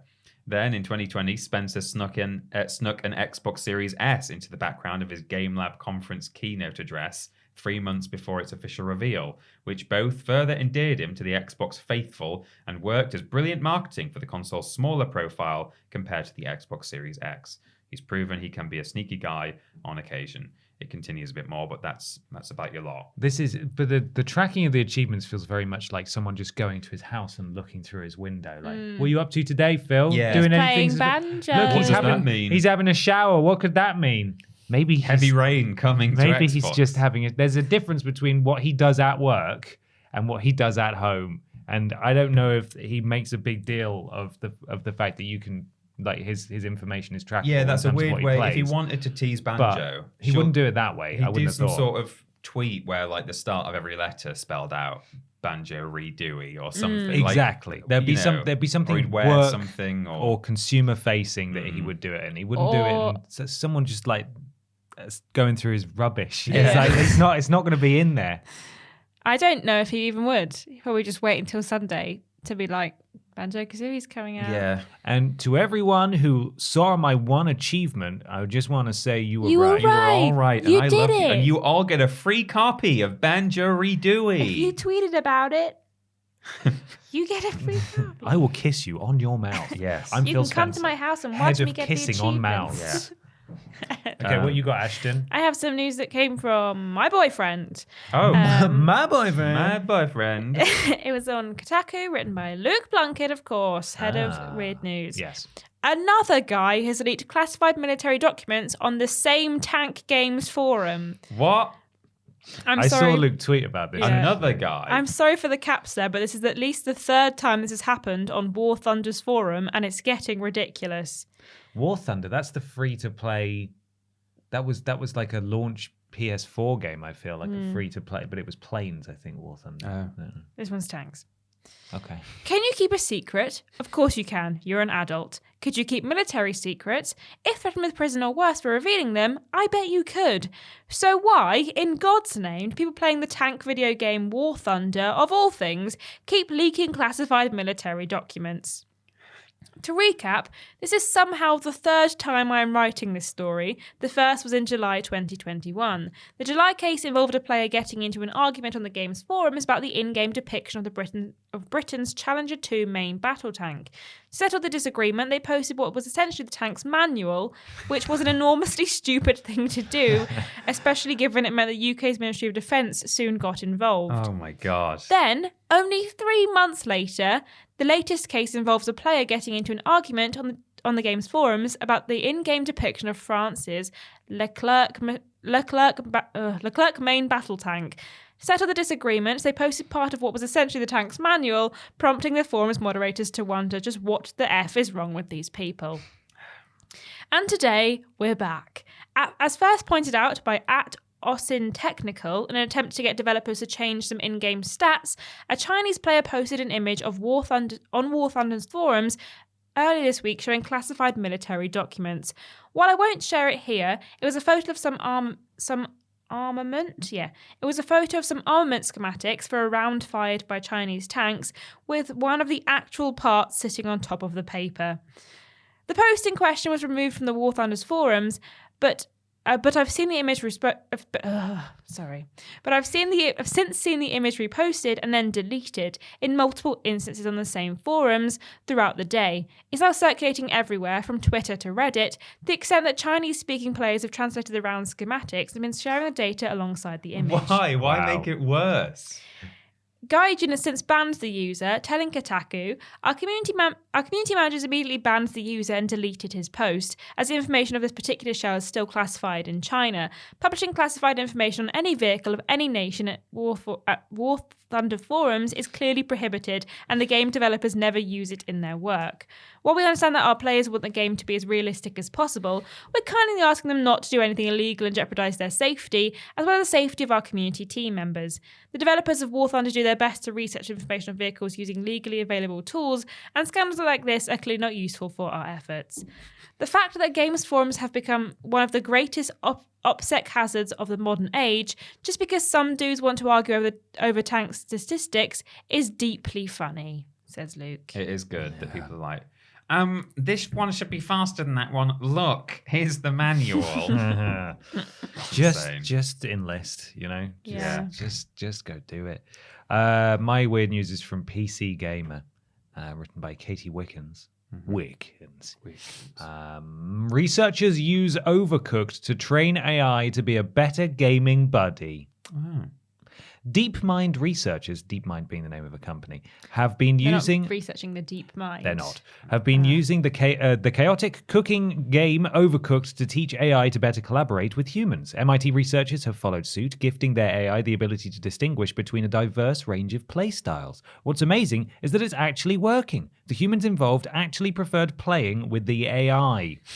Have you ever been dropped into a game with strangers only to find their playstyle totally upends your own? There's a reason we're better at gaming with people we know. They get us. As a team, you make a point of complementing each other's playstyles so that you can cover all bases and win. Generally, an AI model's sole objective in gaming is to maximize its final score. Screw the rest. That's why AI is great at single-player competitive games, but not so much at collaborating. As we know, there's more to winning when it comes to co-op. DeepMind's researchers threw what they're calling fictitious co-play AI into Overcooked sessions with both humans and novel agents, or unfamiliar AI that was trained on separate algorithms. Essentially, it uses a much more diverse set to learn. From.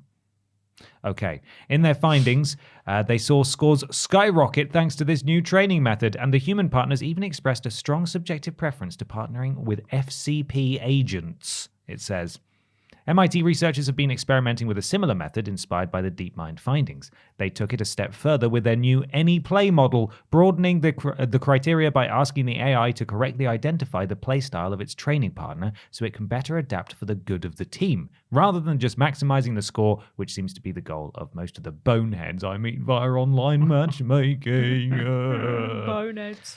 So, we could eventually see some really good AI co-op partners in games soon, thanks to this AI research that these people are doing, and they're using Or Overcooked to train. alternatively, we'll all be out of the job because the robots will play all of our games for us. Yeah, you have to just sit and watch. That's true. Yeah. I mean, that's what Twitch is, right? Yeah, basically. We'll just watch a robot. AI plays Pokemon or whatever. Yeah. I'd watch that, actually, to be honest, so stick it on. It's time, finally, for question 3. At last. Have you had your reminder now? That we need to I've talk had my about? reminder now, that we need to talk about Ashton's ghosts. Question 3 comes from David Lever, who says, "Greetings, Bap. Following the release of Diablo Immortal, it has been criticized for the amount of microtransactions in-game. As the game is free to play, I'm okay with it having slightly more microtransactions than fully priced games. However, recent reports have suggested that to fully upgrade a character via microtransactions would cost $110,000, which seems slightly excessive. Slightly. Yeah. Do you feel as though the game would have been better launching as a fully priced release with less, it says resilience on microtransactions, I think that's meant to say reliance, to make less reliance on microtransactions to make money? Or do you feel as though free-to-play games that utilize microtransactions will start to become the norm moving forward? Keep up the great work as always, Conroy says at the end. That's... Has the wrong name been Did put I in make there? a mistake? Is it not from David Lever? Is it from Conroy? Thank you, David Lever and Conroy, Yes. Potentially for I might that. have made a mistake. I've got a couple of little quotums here. Yeah. That will hopefully contextualize this. VGC wrote, the only Blizzard games receiving a worse user score to date were Warcraft 3 Reforged 0.6 and World of Warcraft Classic Burning Crusade. Hang on. World of Warcraft Classic Burning Crusade Classic 0.4, both of which were released in recent years, 2020 and 2021. At the time of recording, Diablo Immortal is now also down to a user rating of 0.6. So that's gone down even further. Okay. This is the latest in a poor run of user scores for Blizzard on Metacritic, which hasn't seen a non-negative score since 2019 when the Switch port of Overwatch received a 6.1. Furthermore, Eurogamer have said it's £88,000 to fully upgrade your character. Players in Diablo Immortal have 3 progression pillars: XP level, equipment level, and legendary gems. The first 2 are pretty standard fare in any RPG-type game, but collating legendary gems can be a costly and convoluted process, as the way you get them is randomized and often exceedingly rare. And right now, it seems as though free-to-play players cannot earn them at all. Also, the launch was scrapped in Belgium and Netherlands due to their loot box laws. Oh, yeah. I like so that. that's good. Anyway, what do you think?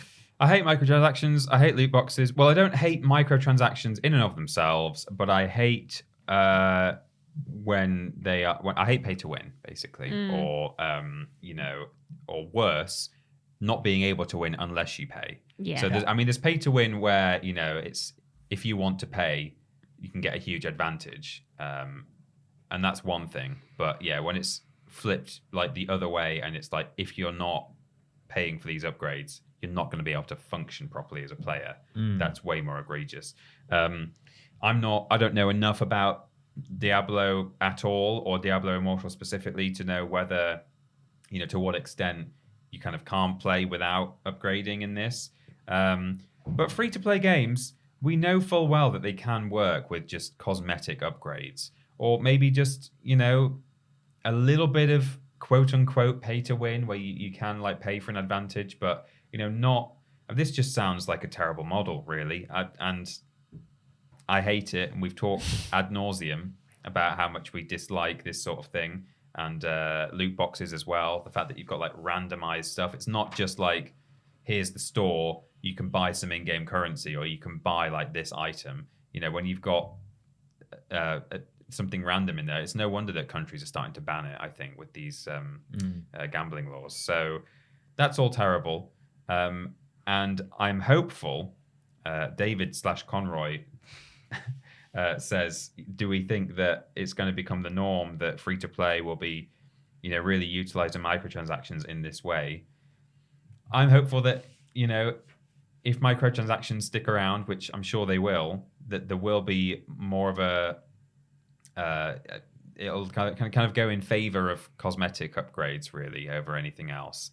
I think EA may have learned their lesson with Battlefront 2, but we'll see next time they bring out a multiplayer game. And I think perhaps other studios learned their lesson from the likes of EA and Battlefront 2 and maybe Diablo Immortal. So the more negative press this gets, and the more, these things are essentially review bombed for decisions like this, then it's not. I mean, review bomb might not even be the right term. People are just negatively rating this game because they don't like that as a decision. But yeah, the more that there is a negative feedback for this sort of thing, the more likely it is that microtransactions might become more of a cosmetic thing and less of a play to win kind of thing.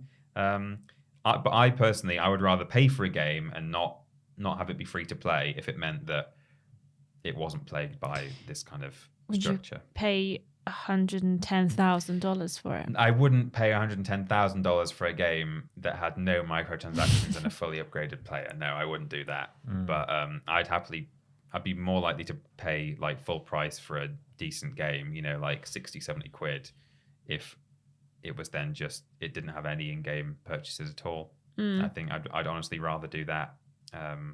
Or I'd play a free-to-play game if it was cosmetic only in terms of microtransactions. Yeah. I mean, there's free-to-play games that, like, with microtransactions that do work, like Fortnite obviously has lots of microtransactions TF2. in the form of V-Bucks. But like you say, those aren't like pay V-Bucks to boost your character up. It's pay V-Bucks to make yourself look like a banana if you want to. Do a good dance. Do a good dance and stuff. And that kind of thing, like, I think obviously it's clearly an insane marketing strategy and a great moneymaker for Fortnite. And that's kind of like the gold standard form of like having microtransactions in your free-to-play game. I think like we can all agree Fortnite is not great for a lot of people. But there's like quite a lot of people, don't know if you guys know this, bloody love the game. They do like They it really a lot, like don't they? it. So you think like, you know, it's not fantastic, but if we're going to have, you know, if there's going to be microtransactions in our free games, I'd rather it was like that, like you're saying, with cosmetics and stuff, than like it is with Diablo Immortal. Things like mine coins and Robux and various internal microtransactions are very prevalent in most free-to-play games. And same with like mobile games as well. There's always like a microtransactional element to a lot of them. But for the most part, you don't have to pay for those things. Like mobile games probably be things like get more lives or get more cooldown on stuff. Yeah, less cooldown or whatever. Yeah. But for the most part, like these things are optional and it doesn't necessarily inhibit your game that much.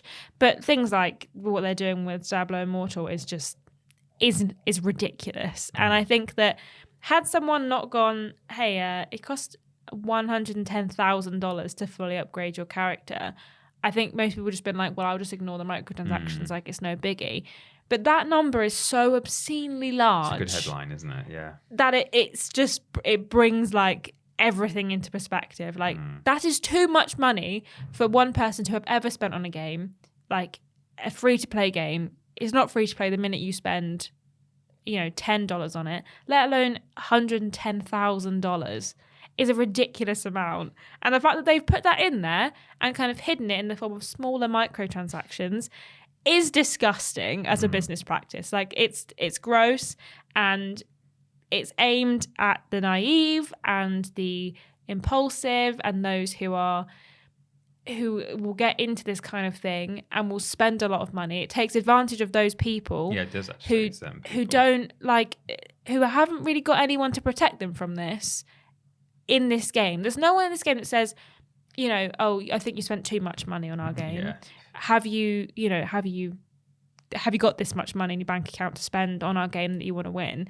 These laws are already an issue with gambling. Like no one is there to protect people who have got gambling addictions, and things like this do not help. Like, I mean, it's not the same. Loot box is obviously much worse in terms of like gambling, but still there's no one there to protect these people from spending this amount of money on a game if they become addicted to the game. Yeah. And again, it depends to what extent it does give you an advantage or to what extent you're at a disadvantage if you're not spending money on this game. Like, exactly. I'm not qualified to say how far it goes down that road, but yeah. Oh, my hair's gone crazy in my hood.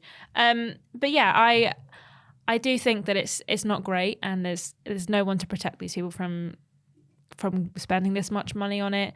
And I think that is where morally, like free to play with microtransaction games don't quite hit correctly, because there is no laws against them and there's no laws to force game companies to protect gamers who may spend too much money on a game that they don't have. Like I remember this video from years ago now, like 10 years ago on YouTube, of a woman who confronted her husband who was disabled and didn't have anything else to do this time, who'd spent like $10,000 on Candy Crush.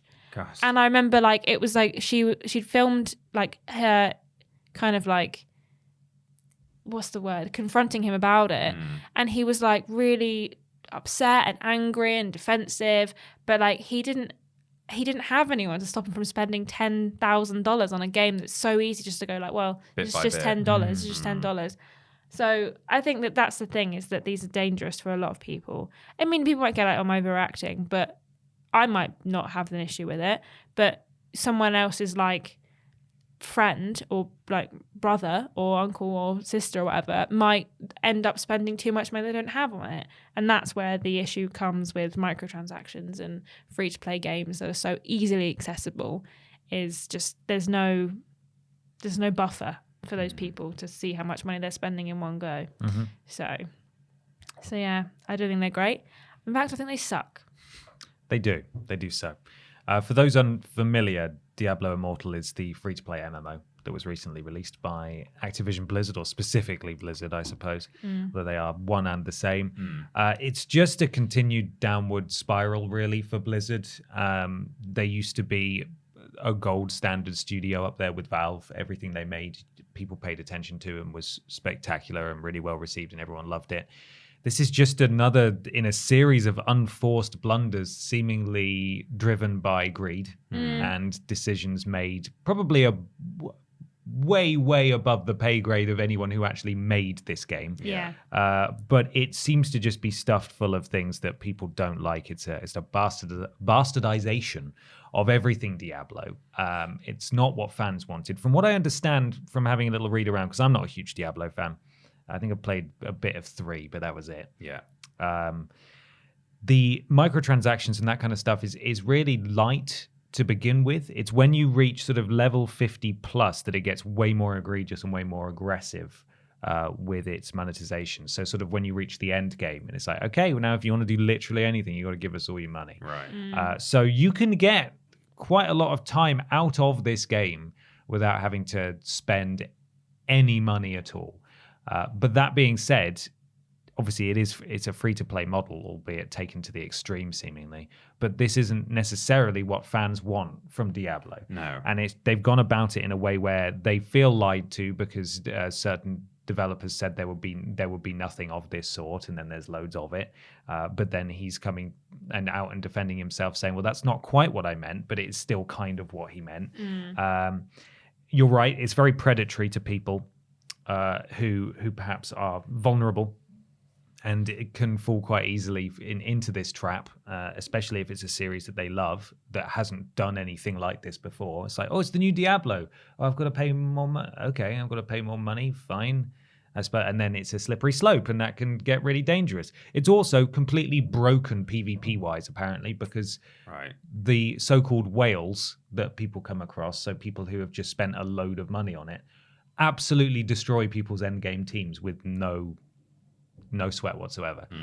It just seems, I mean, I don't know what they were thinking. There's surely no way this can be rectified, because that's the entire model this game is built upon. The only way it's going to stop is if people stop playing it. But as it stands, I don't know how many people are playing it. And obviously Blizzard is huge, and the Diablo name is huge and has a huge following. So a lot of people will be playing this game, even if they don't realize quite how horrible it is yet. I have absolutely no intentions to play this game, but I just don't understand what it's going to take, or if there's, because they're approaching CD Projekt Red style PR disaster nightmare from great. Well, exactly. Yeah, everything that they put out will have a huge question mark over it from now on. I don't know what people are expecting from Diablo 4. I mean, things crashed and burned a lot, like with me, for Activision Blizzard when they, had all of those sexual assault scandals and all of the horrible workplace thing, and everything they've done since then and before then is just a pile of flip. Like, it's just big old pile of flip. Thing with Diablo as well, you talk about the community, people getting really into it. I believe it was one of the Diablo games was in our list of most expensive in-game items. People spending tens or possibly hundreds of thousands of dollars on an item. Now, admittedly, that's a minority. Your standard, your average player isn't going to be like, oh, I'm going to buy that super rare sword for $100,000. But there are people out there who do that. And so number one, that probably helps Blizzard justify to themselves, like, see, people do it. And number two, again, you talk about people who are perhaps susceptible to this kind of practice. There are people in that community who, yeah, all right, aren't going to go for that most expensive video game item ever, but are somewhere on that scale where they care about Diablo that much and the sort of rare drops and things like that, that they might be, likely to start spending money on this. Yeah. Yeah. Absolutely. Blizzard continues to fall further and further from grace in the eyes of their players, which are the very people that support them. It's one thing us sitting here as people who don't really play Blizzard games going, well, that's a shame, isn't it? But it's another thing actively turning away your rabid fan base. That's not good. But if you are playing Diablo Immortal, please let us know what you think of it. As I said, from what I understand, it's actually quite playable for the first 30 or so hours. So you may well be enjoying yourself, but we'd love your thoughts anyway. Right, we're an hour and a half in. Yeah. It's time for the big discussion. Oh.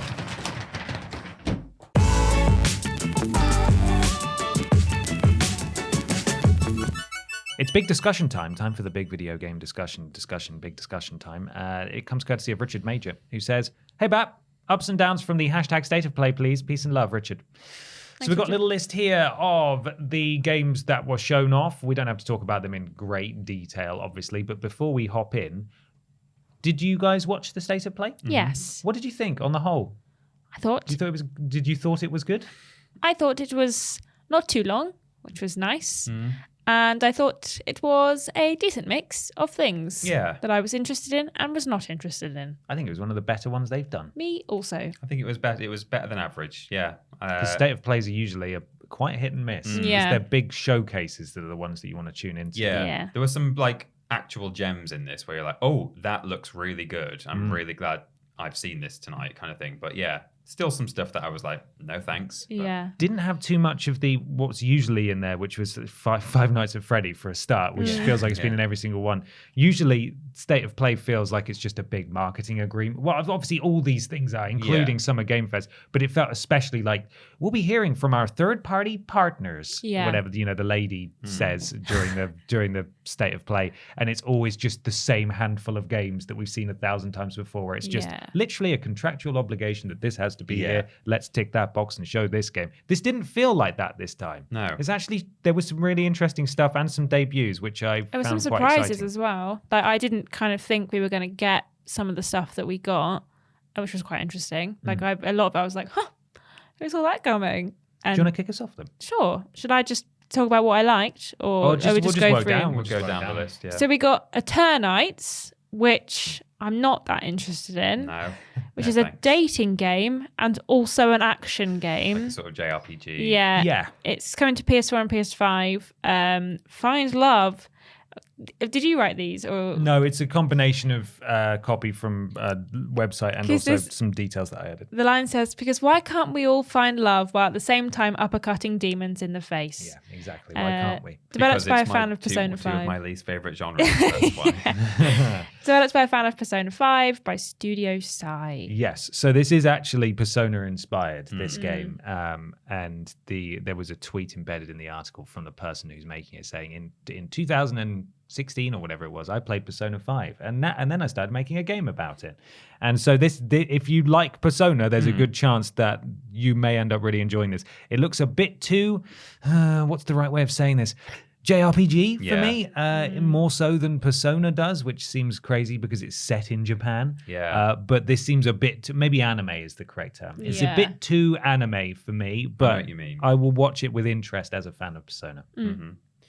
Next, we had Season, A Letter to the Future, which was... I really liked Doesn't this it look lovely? Kind of lovely, wasn't it? Yeah. It's very... so this is the one where it was a person who's kind of cycling around quite a stylized world, taking pictures, doing audio recordings of things. But there was this kind of ambiguous sort of world-building-y stuff going on where they were talking about the season. And what happens when it ends. Yeah. I think the caption is something like the end before a new beginning or something like that. I don't know. And there were some sort of non-human humanoid. There were two like giant people on a table and like three normal sized people, which is kind of so it's not. I don't know. It's not set in the real world. Certainly, it's not just cycling around taking pictures. You're in some sort of fantasy-ish world, but yeah, it looks really relaxing.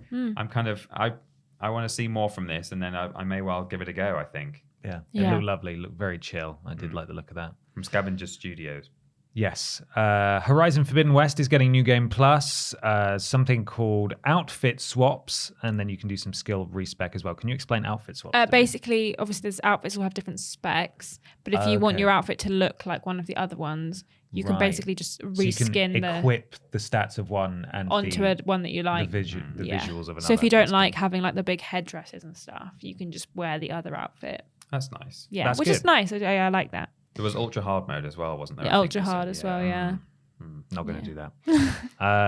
Should I just run through these VR games that we're here as well? Load back to back The Walking Dead Saints and Sinners, PSVR and PSVR 2. This is a sequel that's coming, by the way. And the first one's meant to be very well received. Have you played it on? I haven't, but I've heard lots of good things about it. Yeah, it is on my on my list of on things to play. So it's meant to be pretty good. Yeah. I thought this looked graphically slightly lacking, but I guess you have to account for the fact that they're trying to process a virtual reality world, so maybe they make cutbacks elsewhere. I also think that sometimes VR games look better in VR than they do like when you just plaster it on a screen, because obviously you have to stretch it differently. I think so. And The Walking Dead is very beige. Yeah. So that probably didn't help much. Yeah. No Man's Sky is getting a PSVR 2 port. It says sequel in the writer, but that's not right. It's just getting a PSVR 2 version. I think it's already on PSVR, so that makes sense.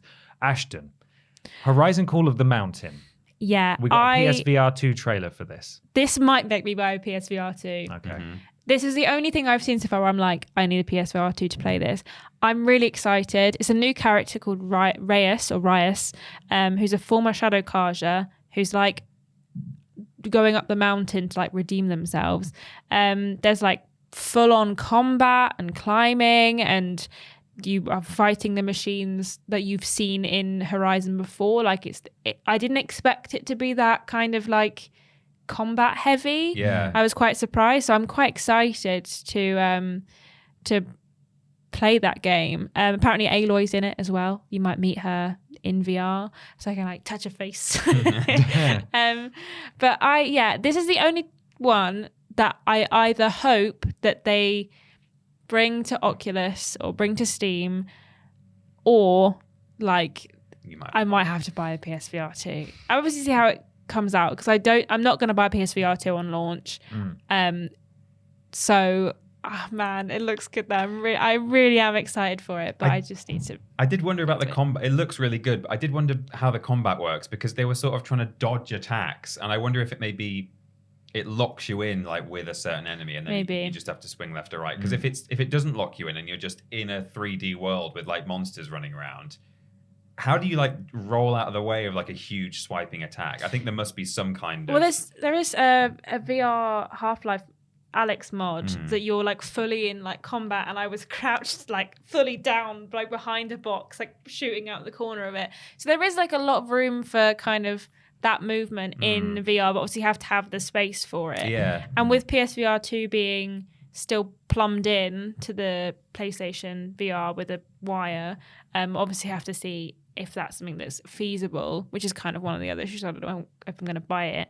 Yeah. Maybe you can sort of dodge roll with a controller. You might be able to, yeah. You might be like, might just fade to black. But yeah, I'm really excited for that. So we'll have to see how that comes out when it comes out. But it looks really good. Resi Village also getting a VR 2 port. Absolutely not for me. Thank you very much. So appreciate it. That sort of demonstrates though how hard it is to do trailers for VR, because you sort of look at that, and apart from the fact that it is bobbing a bit, and at one point like you saw them like they picked up a little gem with their fingers, didn't they? Apart from that, it just looked like Resi Village. Yeah, it was the smashing of the windows or the display case that was like, you can't do that in a game. No. You just sort of in its general direction, sort of rifle butt it. Yeah. So hard to show it over a trailer, but I'm sure it's very good. Yeah, certainly will be. Ashton did a good tweet after that. Did you? Did you see the tweet? I said I was going to motorboat Lady D. Of course you in are. VR. We all are. We all are. We all are. Excellent. She literally says in the trailer, "Be careful what you wish for," because everyone has wished for virtual reality with Lady D, and now she's going to kill you. Yeah. We also got the Callisto Protocol. It's from the creator of Dead Space. When it was first on the screen, I was like, is this Dead Space? Is this? And then there was like the Callisto Protocol, and I was like, what's this? And what is it? But yeah, it is very Dead Space. We've seen it before, it was announced before, but we got the gameplay trailer, which looks very interesting, bit spookums. Looks very spookums. I think are we seeing some more this weekend at various showcases? Might be, yeah. I think I might have read that, but I'm not sure. Don't know. You can see how Dead Space it is, even from like he's got a health bar on his back, seemingly, which is what you had in Dead Space down your spine. Well, in fairness, it was horizontal. Dead Space is one of the best horror IPs, and until very recently, EA have done absolutely nothing with it and shut down the studio. So why the hell not go make your own one? Yeah, looks great. I'm tempted to give that one a go. It will be spookums, but it looks pretty good. Tunic, which we're already aware of. James has been playing it, hasn't he? On Xbox Game Pass. Stream. But so that is going to be on PS4 and PS5 on September the 27th. It's that one with the little Zelda fox, which apparently. So I've not played that, and I was tempted by it, but it's got it's meant to be a bit difficult, isn't it? Yeah, I think James was surprised by how difficult. Like the combat, I think it's the Dark Souls of Fox games. Fox Zelda games. That's definitely the comparison that should be made. Yeah, because it's a bit hard. It is a bit hard. Yes, confirmed. We've got Rollerdrome. Yes, Rollerdrome looks fantastic visually. Yeah, big fan of how it looks. It's made by the same people who did Ollie Ollie World. I think they're called Roll 7.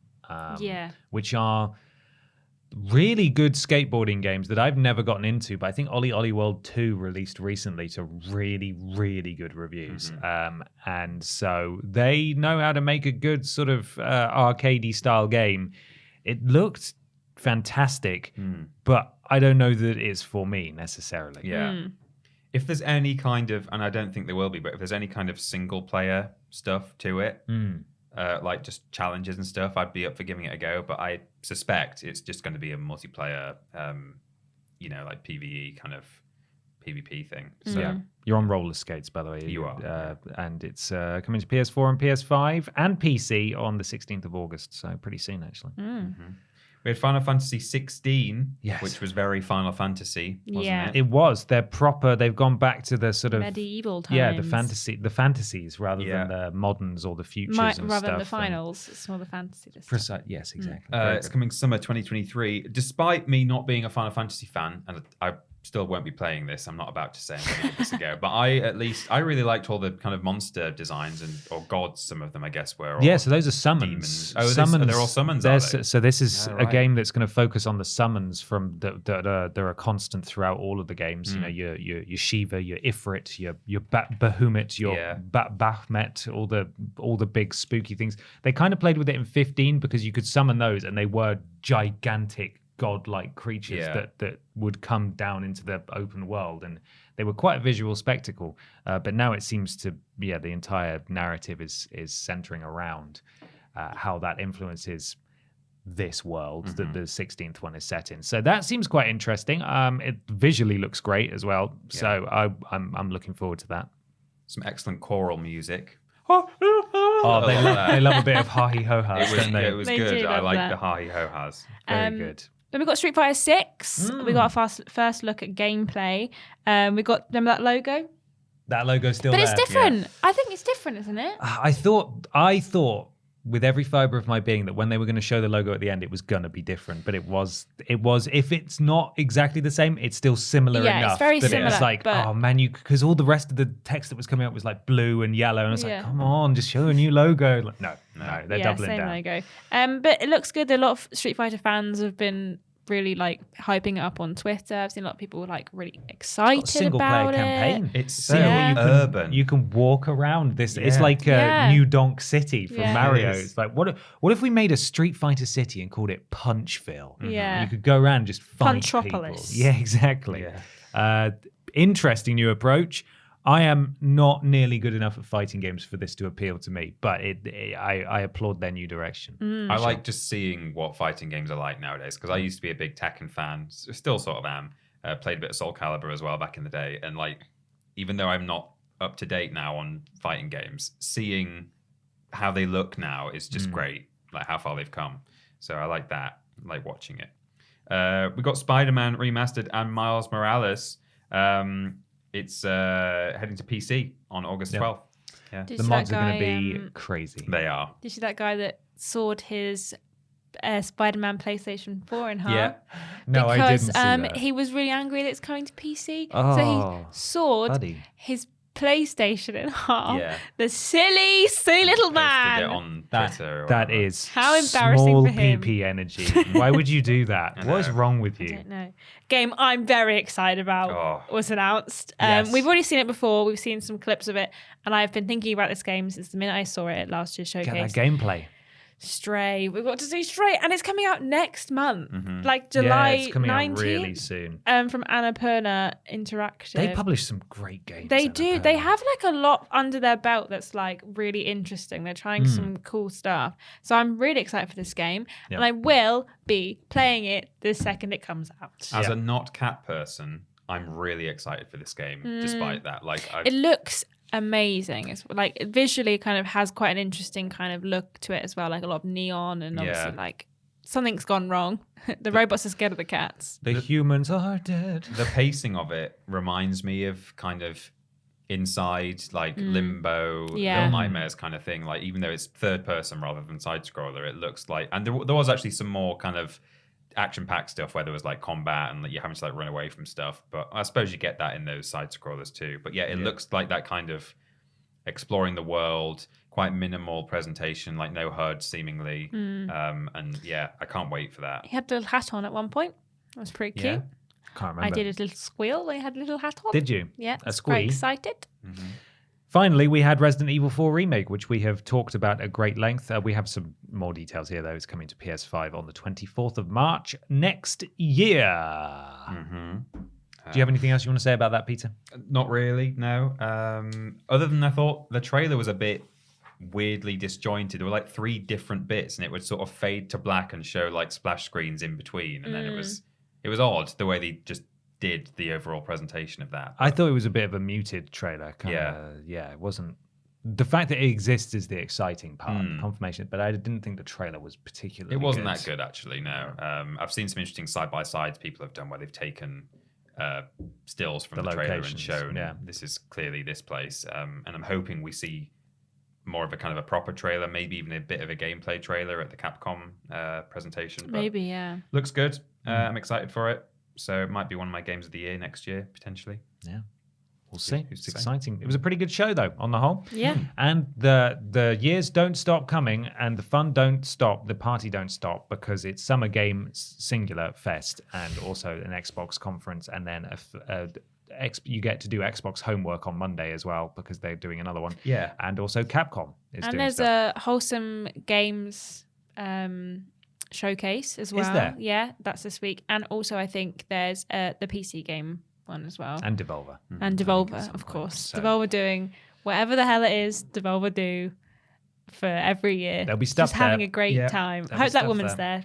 You guys will know by now, but we've been warned by Jeff Keighley ahead of time not to expect any or many huge mic drop announcements. It's mostly going to be stuff that we've already seen, so we'll see how that goes. But there are going to be a couple of announcements. I think that's been confirmed. So there will be some new stuff. We are live reacting to Summer Game Fest. We're not live reacting to the other ones because one of them is at the weekend and none of us are around. And the other one, we're not entirely sure what's going to be happening. But Summer Game Fest, Thursday evening, we will have live reacted. And our live reaction should be on the VOD channel now if you want to watch it back alongside the original thing.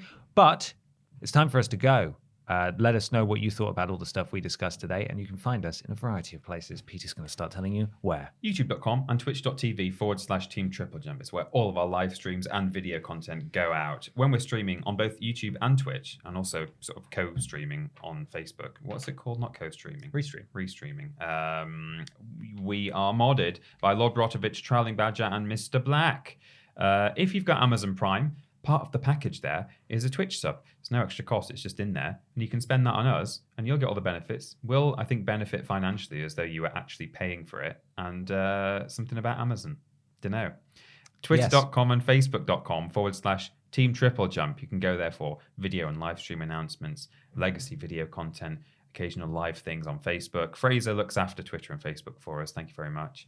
Fraser also deals with our TikTok, which is tiktok.com/@Team TripleJump. He's on there alongside Ashton Matthews. It's great. I guess we've not had as much content on there over the past couple of weeks because you've been away and Fraser's been a bit busy, but there will be more. Patreon.com/Team TripleJump is where you can go for all of our Patreon tiers. You can ask questions on this podcast. You can sponsor weird news and do other things as well, like get early access to weirdest and worst games ever. Personalized video messages from us. There's loads. Go and have a look. We have a website, TripleJ.mup. That's TripleJU.mp. It spells jump.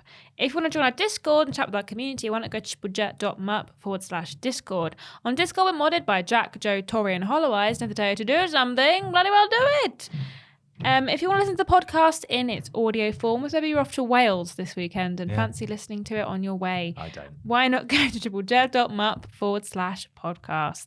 If you want to catch up with the live stream VODs that we do lots of live streams per week and you might miss one, so never fear. We're uploaded at TripleJ.mup/VODs. If you want to get a cameo from us three or James Jenkins, why not go to TripleJ.mup/cameo. We'll wish you happy birthday, or maybe we'll just tell someone that you want to break up with them, if that's what you want. Not asked to do that yet. No. But To buy some sick and cool merch, why not go to TripleJumpShop.com and buy some cool merch? Oh, you guys are both sporting some merch. I think it is. Crumb on there. And if you follow @TripleJumpShop on Twitter, you'll be alerted to all of the next merch releases if you're following them on Twitter. Yeah, you So should go do that. Do it now. Do it. Why not follow Peter Austin and Ashton Matthews on Instagram and Twitter @ThatPeterAustin and @ScrambledAshton. And myself just on Twitter @confused_dude. We do lists every Monday, Tuesday, Wednesday, Thursday. Streams every Monday, Tuesday, Wednesday, Thursday, Friday. Thursday being the joint stream. Blaze it. On YouTube. Thursday being the joint stream. Blaze it. Blaze it. On YouTube. And the other streams being solo streams on Twitch. Worst Games Ever is fortnightly, Friday for patrons of a certain tier, Sunday for everyone else. The podcast is every Saturday and we do shows all the flipping time. So come on by. Why not leave a 5-star review on your platform of choice? It helps. Something to do with Al Gore's rhythms. This week is a Worst Games Ever week, isn't it, Peter? It is. It's both words are wrong on here. It says Looney Tunes. Loony. It's supposed to have an E in it, apparently. Yeah. Looney. And it's Looney Tunes, Tunes, which makes no sense. Why isn't it No, it Tunes? Because they're cartoons. But Looney Tunes, Worst Games Ever, is available. Is that really not how you spell it? And also, that's not Ashton's fault because that's how I wrote it. No, I saw it on the spreadsheet. Okay, I was gonna say, I it was on the corrected it on the spreadsheet. spreadsheet. In Did fact, you? I don't know if I noticed Tunes, but I noticed Looney and corrected it. So Clearly, I'm just fake fan. Yeah. big fake fan. Well, I did a review on a Looney Tunes game years ago, so that's how I know it. You know it. Yeah. It also says Summer Games Fest on here. Oh, I think I corrected mine on my document. Oh, did you? Yeah, it's Summer Game Fest on mine. It's more than one game, so I don't know why it's called that stupid name. It should be called Summer's Game Fest. Yeah, Summer's Games Fests. We will be doing, depending on what is announced, we might have done a What Happened at Summer Maybe. Games Fest. So if you can't be asked to watch the whole thing, and maybe by Saturday you haven't caught up on it, why not check out that video? Or listen to it on this Or listen podcast to it on the feed. podcast feed. If we do it. Yeah. But we'll only be doing it for Summer's Games Fests. Yeah. We won't be Potentially. doing it for Sexbox. You've This is- been warned. Thank you so much for listening, everybody. There's just enough time for Ashton to remind you of this week's sponsor. The sponsor this week is, of course, Jeff Keith Reilly's Summer Game Fest. Gamescom opening night, Game Awards, live. Live. E3. Look after yourselves, everybody. We'll see you next time. Bye. Bye.